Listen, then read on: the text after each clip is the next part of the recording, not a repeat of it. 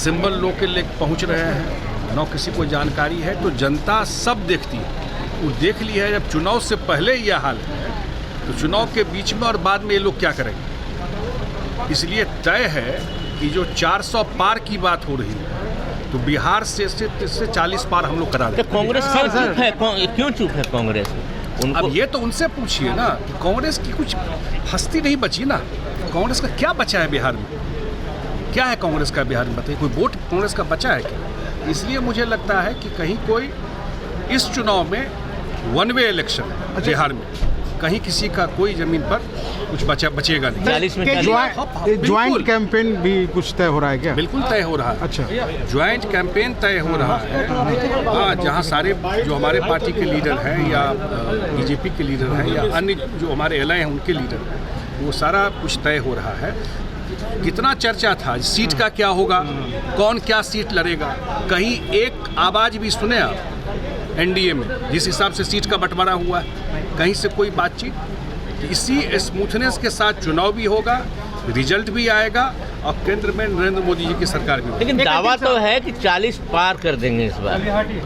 बिल्कुल 39 तो पार कर चुके थे, एक बचा था वो भी पार कर जाएंगे। केजरीवाल को लेकर कैसे देख रहे हैं? जिस तरीके से केजरीवाल, देखिए ऐसा है, मुकेश जी 9 संबंध मिला उनको, कोई कानून से ऊपर नहीं है। अगर संबंध मिला तो अपनी बात जाके रखनी चाहिए। और कोर्ट है, जुडिशरी है। मैं देखा कि कोर्ट में फाइल करके वापस ले लिए। अब मैं तो कोई लॉयर हूँ नहीं, अगर कहीं कोई गलत हुआ है तो जुडिशरी में जाकर अपनी बात आप रख सकते हैं, कोई कानून से ऊपर। दरभंगा से ललित यादव और मधुबनी से फातिमा, मिथिलांचल से आप राजनीति करते हैं, क्या लग रहा है कि है कोई टक्कर या ना? कुछ नहीं। जो पहले का जो मार्जिन है उससे ज़्यादा मार्जिन से हम लोग अपने एरिया में जीते।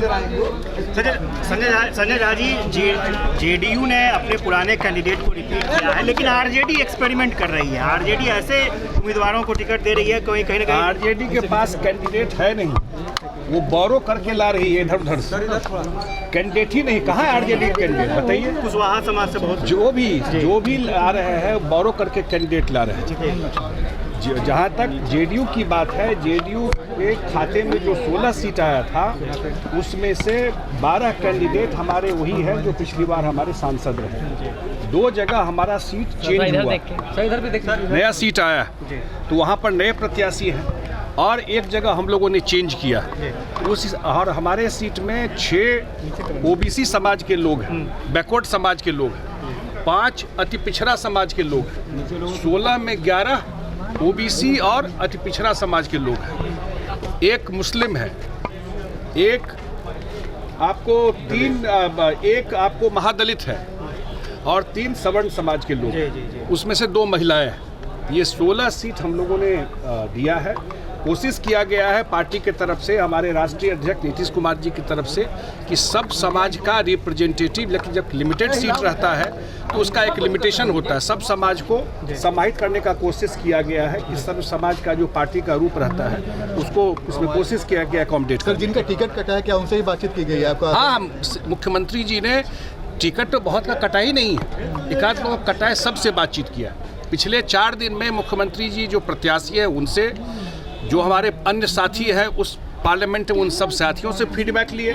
मुख्यमंत्री जी अगर कहीं एकाध लोगों को टिकट नहीं हो पाया है तो उन सब से भी बात किए हैं, और पूरी पार्टी एक है इसमें। बीमा भारती ने पार्टी छोड़ दिया है सर। आप लोग देखे थे ना जब इलेक्शन वो चल रहा था, नो कॉन्फिडेंस वोट, तो कहाँ से आई थी? नो कॉन्फिडेंस वोट में जब हो गया वोटिंग, उसके बाद वो असेंबली आई थी। कौन मैनेज कर रहा था? कौन पैसे का खेल कर रहा था उसमें? क्या हुआ था उसमें?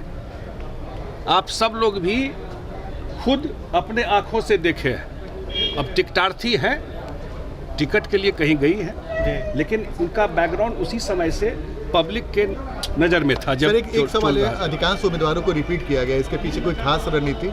नहीं, मुख्यमंत्री मैंने ये तो हमेशा रहता है जो राष्ट्रीय अध्यक्ष जी का था कि जो हमारे अधिकांश उम्मीदवार का परफॉर्मेंस अपने क्षेत्र में अच्छा रहा है, फीडबैक भी सही था, जो हम लोगों ने फीडबैक भी लिया था उस बेसिस पर सबको दिया गया है। तो बिहार में लड़ाई कैसे देखते हैं सर? बिहार में तो मैं जो देख रहा हूँ, आप एक चीज़ देखिए, आप खुद इसको विश्लेषण कीजिए कि एनडीए के बारे में होता था सीट कैसे बटेगा, नंबर ऑफ सीट क्या होगा, आप लोग भी पूछते थे। फिर सीट को लेकर के कौन किस सीट पर लड़ेगा उसको लेके विवाद होगा। एक शब्द कहीं आपको दिखाई नहीं पड़ा होगा। जब सीट का बंटवारा हो गया, कौन क्या सीट लड़ेगा वो तय हो गया। हम लोगों ने दिल्ली में जॉइंट प्रेस कॉन्फ्रेंस करके सारा अनाउंसमेंट कर दिया। सारे हमारे एलाय वहाँ पर थे और जहाँ तक हम लोगों की बात है कि जॉइंट कैंपेन से लेकर के सारा चीज़ हम लोग एक साथ करेंगे, कहीं कोई समस्या नहीं है। हिस्ट्री सीट और जहाँ तक बात है आपके विपक्ष का, आपके सामने में है कि ना कोई अभी तक उन लोग का सीट तय हुआ है और लोग सिंबल लेके जा रहे हैं। तो देख रहा है ना जनता, कोई सीट तय नहीं, जिसको जहाँ मर्जी, और सब बारो प्लेयर आ रहा है। कोई कैंडिडेट नहीं इनके पास, सब जगह से कैंडिडेट उठा करके ला रहे हैं।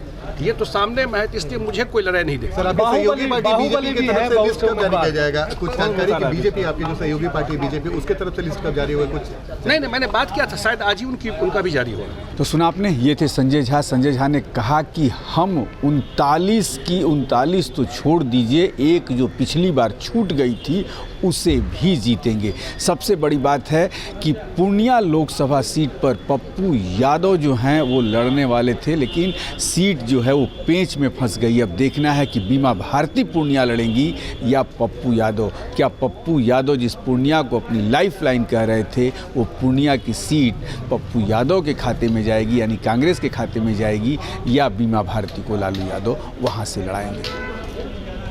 कैमरामैन प्रेम के साथ मनोज चतुर्वेदी, पटना।